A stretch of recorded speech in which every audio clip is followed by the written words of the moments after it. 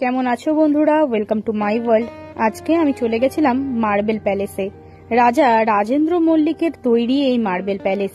প্রায় অনেক ধরনের মার্বেল দিয়ে তৈরি এখানকার ভাস্কর্যগুলো। ভেতরে রয়েছে খুব সুন্দর একটা মিউজিয়াম।